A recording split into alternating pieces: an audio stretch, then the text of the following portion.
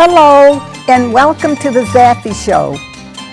We're happy to be here and hope that you will join us. Now, I've been doing this show for 10 years and I meet the nicest people every week.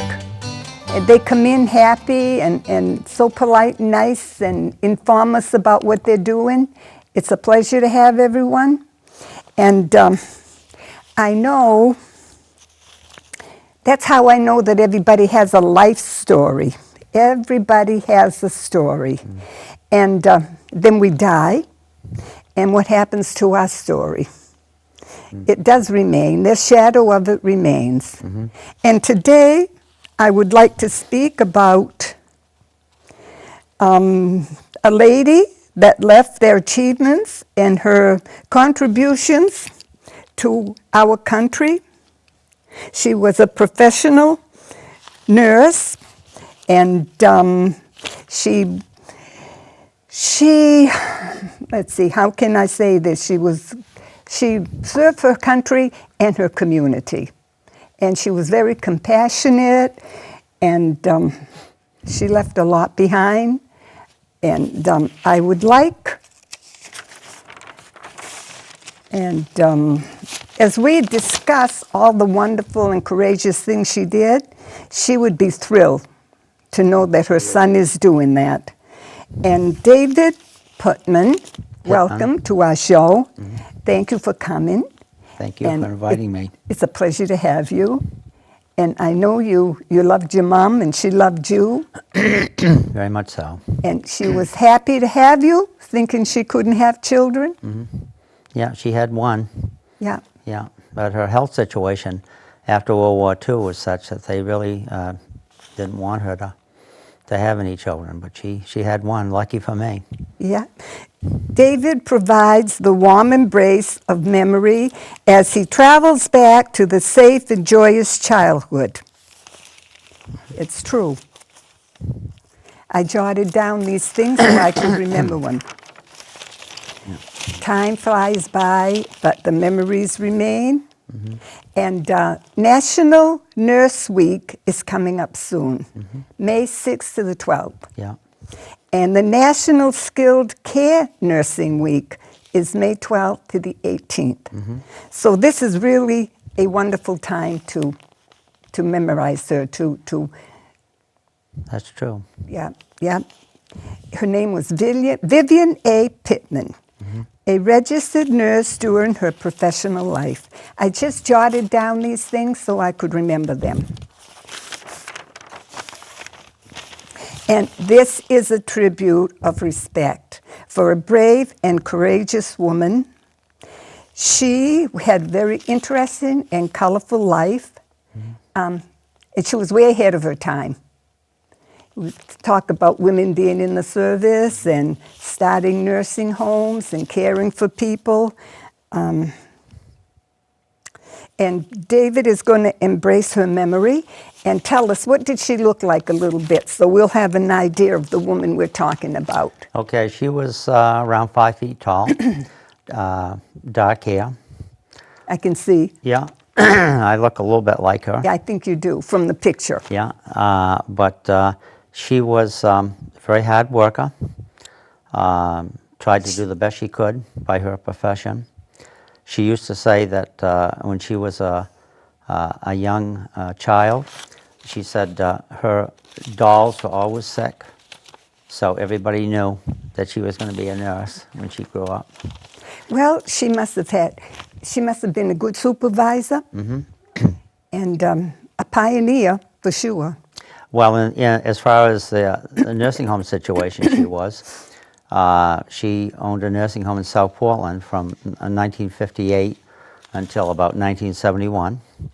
And yeah, she was kind of a pioneer because prior to that time, long-term care, when you talked about long-term care, people would think of, old folks home or home for the aged or something like that. In fact, I don't know if a lot of people probably are aware of this or even remember it, but over on the main turnpike near the airport, across the main turnpike in Westbrook was what they call the Westbrook Poor Farm. and that morphed into a maintenance facility for the main turnpike, and also for the headquarters for Troop G, for the Maine State Police. So they were there for quite a while, and people don't realize it, but that was originally a poor farm over there. And so when my mother... I'm glad we've given those places better names. well, yes, and so, but the term nursing home, you know, kind of got evolved at that time. And then, now, of course, things have gotten even more modern than they were before. And so they don't call them nursing homes anymore. They call them long-term care facilities. And the industry has even moved to the point where now there's several in Maine that are cluster homes. A cluster home is a situation where you have a retirement facility, you know, where people can take care of themselves. Then you go to assisted living, where you need a little bit more care, and then you go to a full long-term care facility that, which is what, you know, a lot of people think of as a nursing home. And all three of those services are given in one area, one compound. And that wasn't the case before. You had to go from one to the other.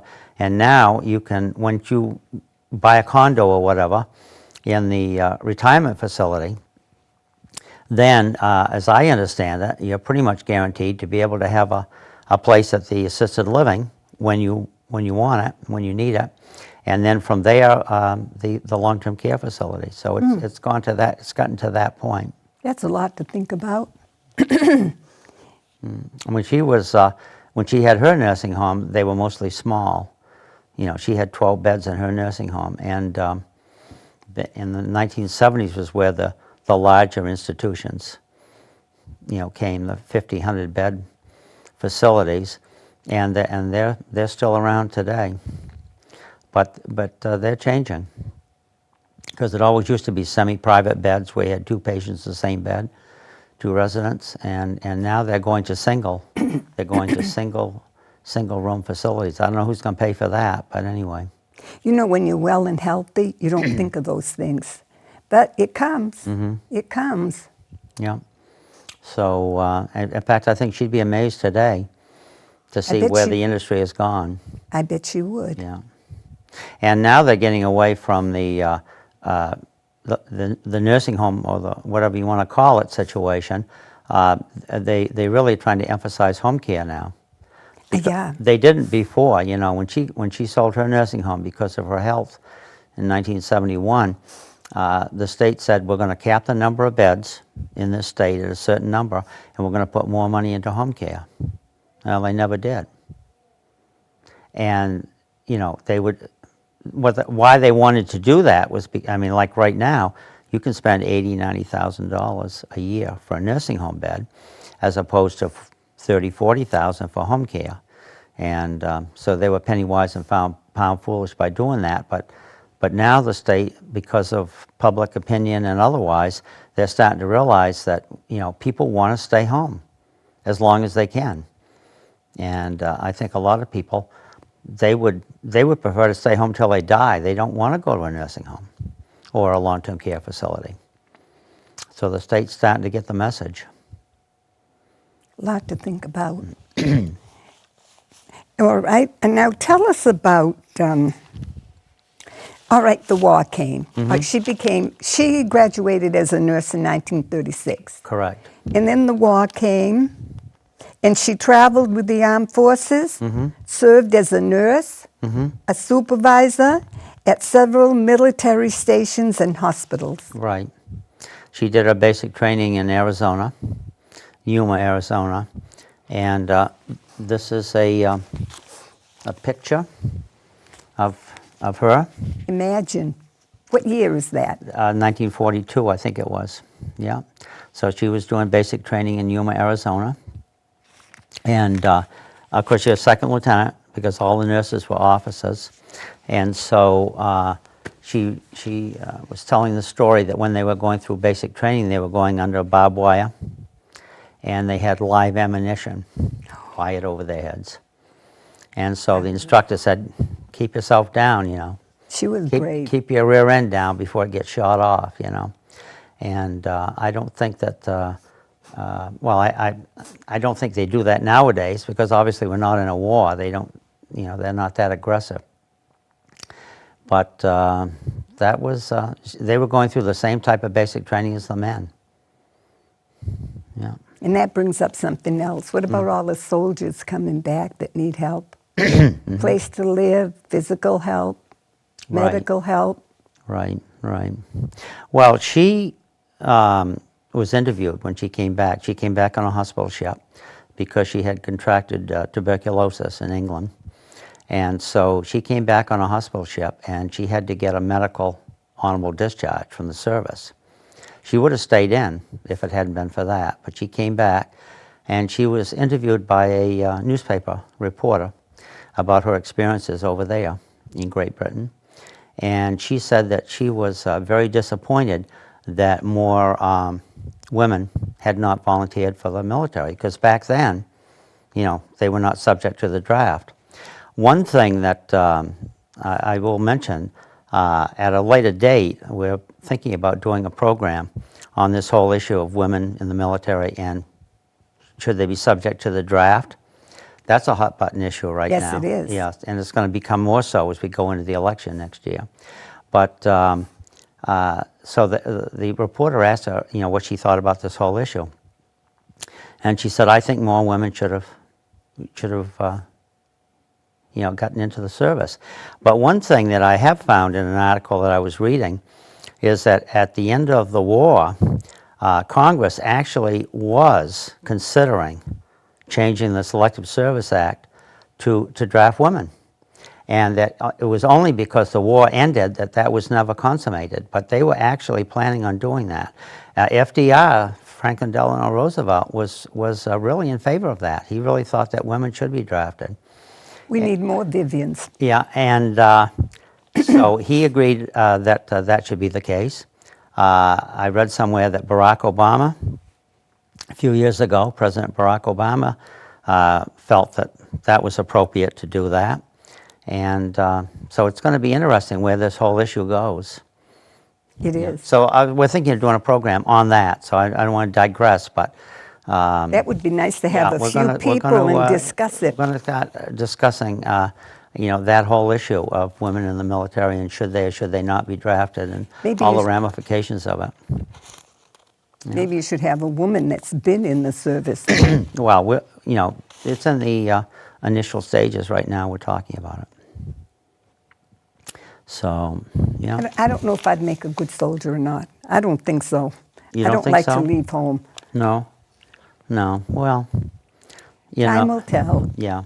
Well, it's going to be interesting. It's going to be interesting where this subject goes. I mean, it's going to be interesting to find out where the major political parties feel on this, and also where all the surveys and the interviews have been across the country about women. Hey, women in their jobs, my granddaughters, my daughter-in-laws, they travel.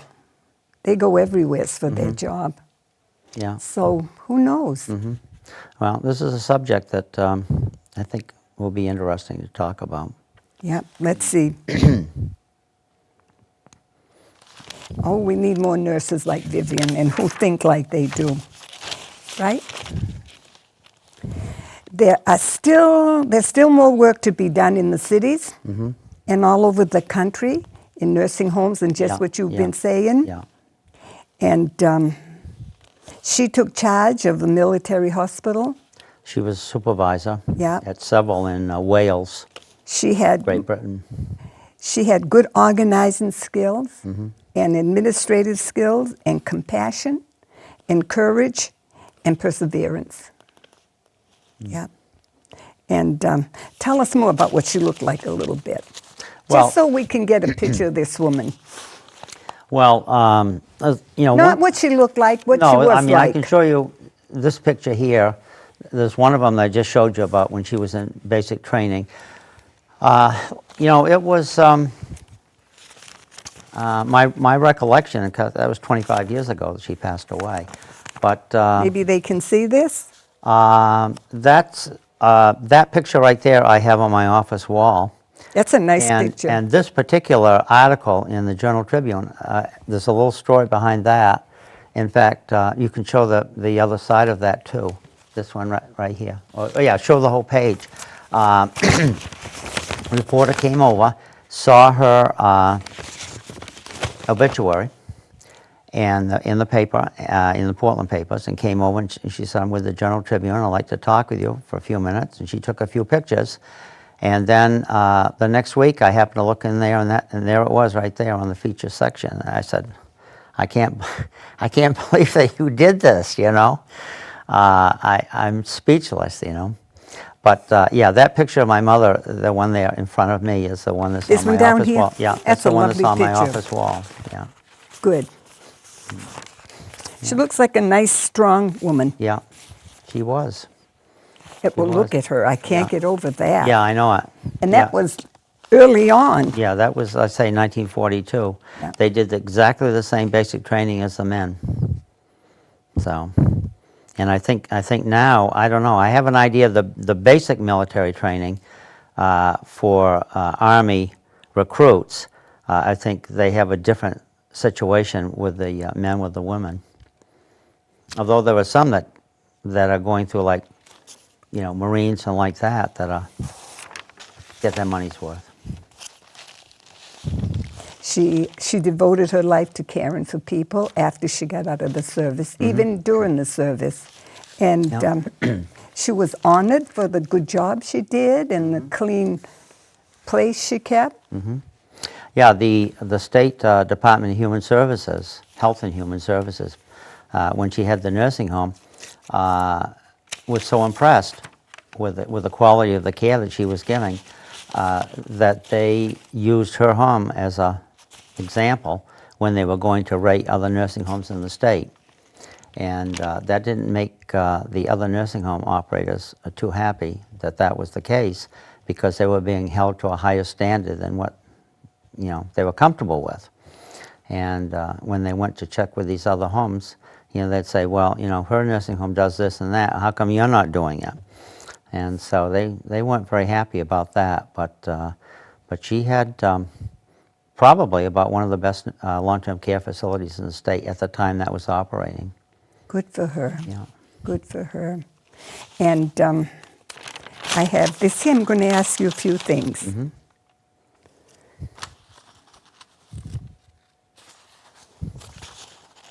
Did she ever talk about any of her war days to you?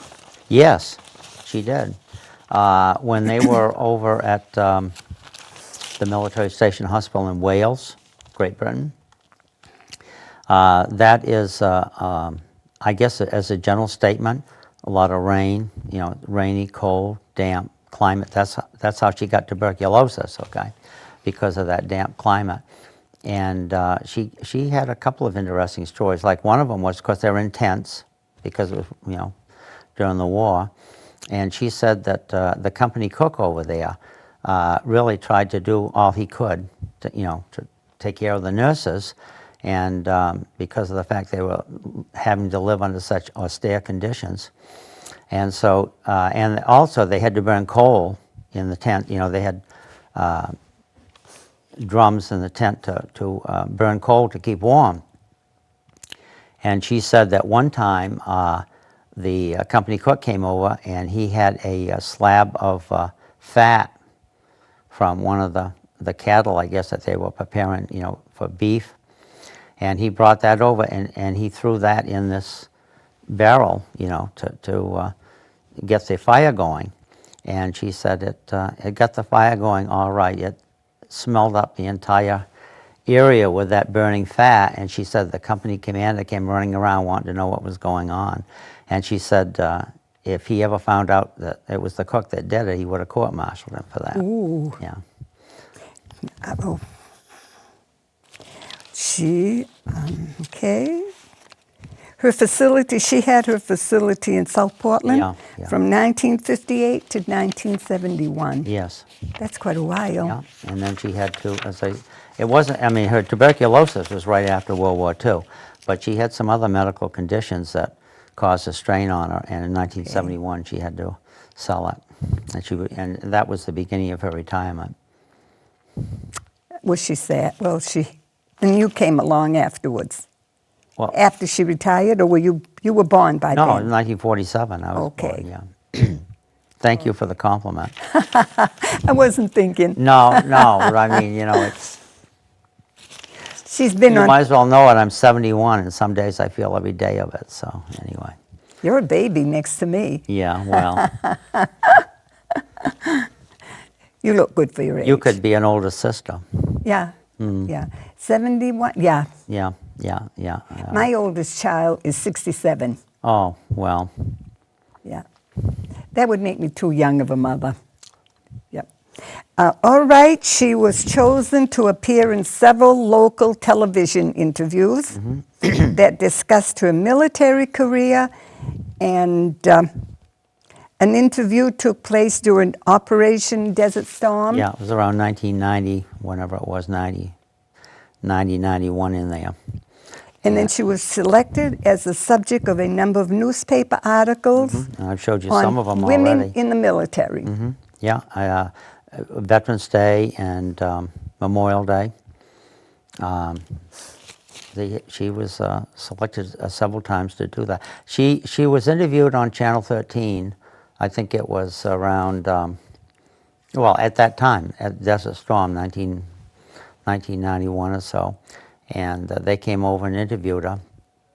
And she was telling them that, she said, she says, I think it's terrible the way they're treating our boys over there.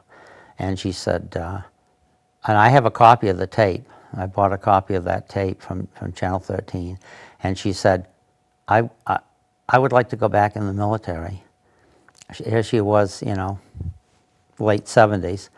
And she said, I'd like to go back in the military. I'd like to drive a tank. So, and the reporter got a big kick out of that. Because the tents I've seen today that my grandchildren have, they're just like a room. Yeah. I'm sure they didn't have anything like that back then. She was, I'll tell you, she was interviewed by, we had a program. I produced a program in my own right called the DAV Today in the early 90s on Channel 30 in Saco. And the commander of the DAV unit over there was the host of the show, and we went over and interviewed her, or he did. He interviewed her, but I was the one that produced it. And he was asking her. He said, "You're a disabled veteran, but all of your medical care is down here in the Greater Portland area. Do you ever go up to Togas?" And she said, "No." And he said, "May I ask why?" And she says, "Oh, yes." And she told him why.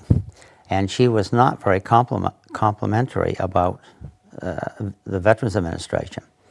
And so after the show was over, we stopped taping, and I said to him, my mother was very opinionated about the VA, okay? And is that something that you are comfortable leaving in the show? Or do you want us to edit that out? Because we can do that if you feel that's going to cause some problems. And he said, absolutely not. He said, that's the way she feels, and I want it right in there. I want it right on that show.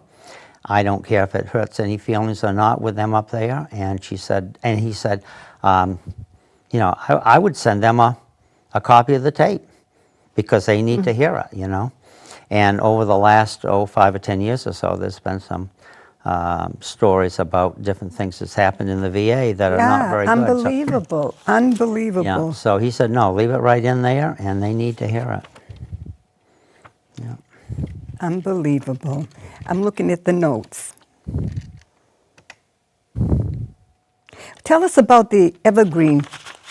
Okay, back about 6 years ago, Evergreen Manor long-term care facility on North Street, which you helped me with part of that, Yeah. was interested in redoing their outside patio area. And so I knew the administrator over there at the time. And so she said, would you like to help us, do that? And I said, sure. The other patio that they had, the one that they had at that time, was not terribly attractive, and that's why they wanted to renovate it.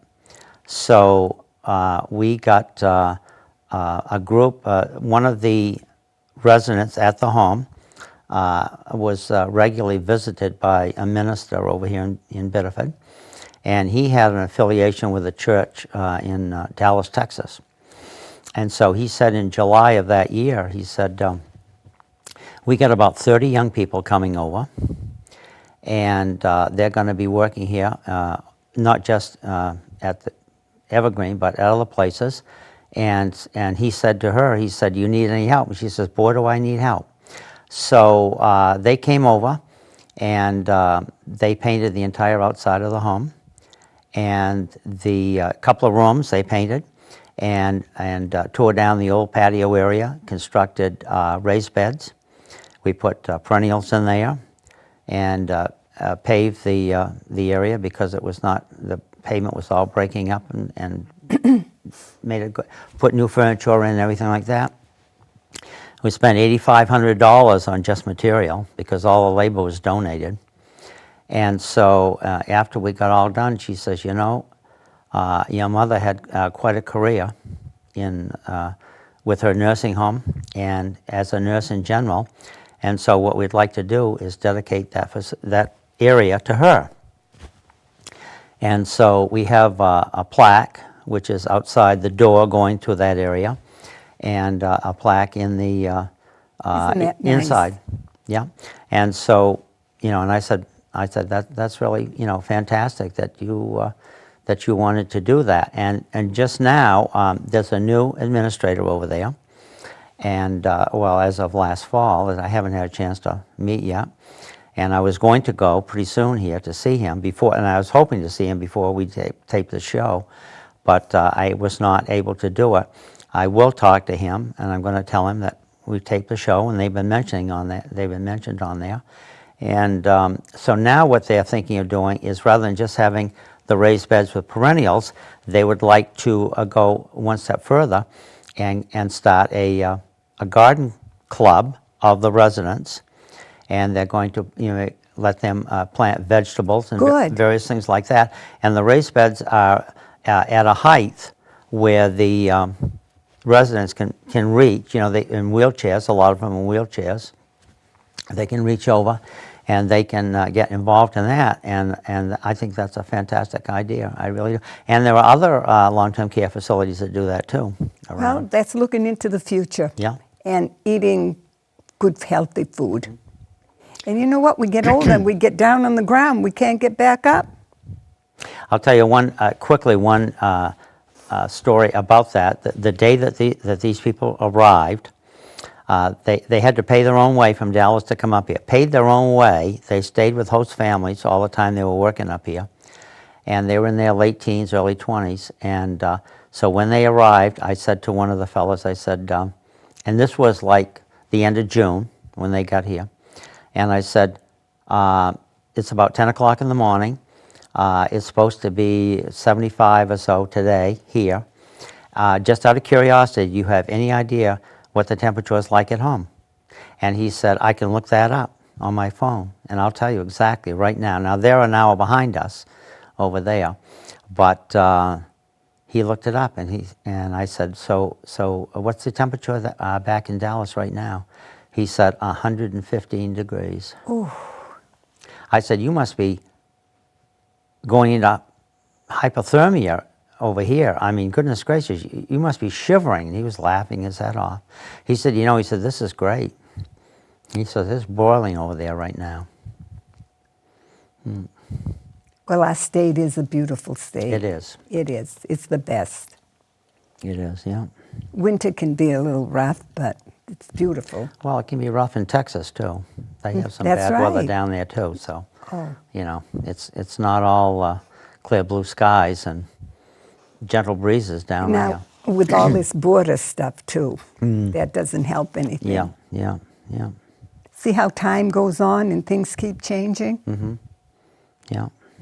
Well, our time is just about up. Yeah. I want to thank you for coming. Thank you for inviting me, really. It's been a pleasure. Yeah. It's gone fast. The time has gone fast. I know. I haven't been in front of a camera for probably 25 years now. Well, you do a good job. Yeah. So I'm getting back into it. Good for you. Yeah. Well, thank you, Zaffie, for inviting me. It's really. been a pleasure. Yeah. And if your mother's up there, maybe she's peeking down at us. I hope so. You can be proud of her. Yeah, I am, very much so. More than you'll ever know. Oh, I know. I know. Thank you for being with us. I thought this was a very interesting story, and it's a little bit ahead of our time, behind our time, but she was ahead of our time. We need more Vivians in the United States of America. Yeah. Thank you again for being with us. Stay healthy. Don't fall. Love, Zaffie.